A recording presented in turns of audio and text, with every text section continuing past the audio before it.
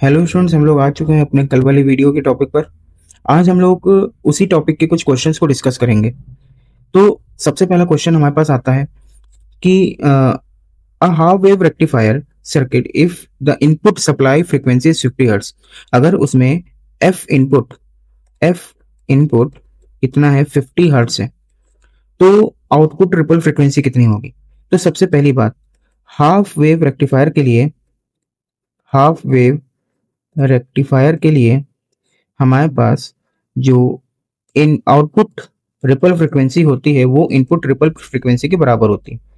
तो यहाँ पे हमारा आंसर जो बन जाएगा वो बन जाएगा 50 हर्ट्स।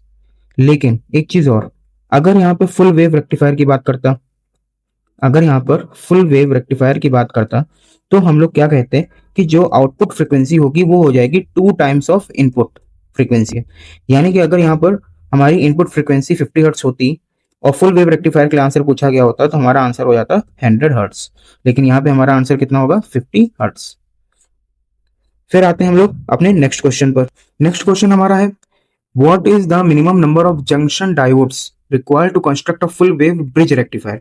तो कल हम लोगों ने डिस्कस किया था कि हाफ वेव रेक्टिफायर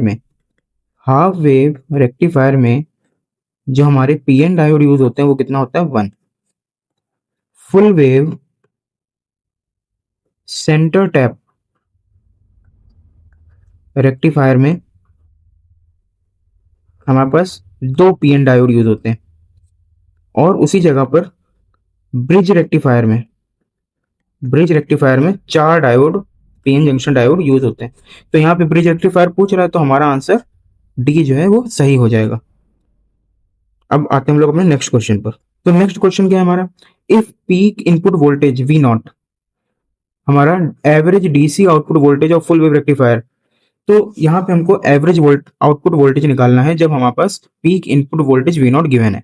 तो इसका एक सिंपल फॉर्मूला होता है कि अगर फुल वेव रेक्टिफायर पूछा गया है अगर आपसे फुल वेव रेक्टिफायर पूछा गया है तो उसके लिए वी एवरेज का फॉर्मूला हो जाता है 2V0 बाई पाई। ठीक है, लेकिन उसी जगह पे अगर हाफ वेव रेक्टिफायर के लिए पूछा गया तो हमारे पास जो वी एवरेज होता है वो हो जाता है V0 बाई पाई। तो यहाँ पर हमारे पास फुल वेव के लिए पूछा गया है तो हमारा जो आंसर हो जाएगा वो बी ऑप्शन सही हो जाएगा।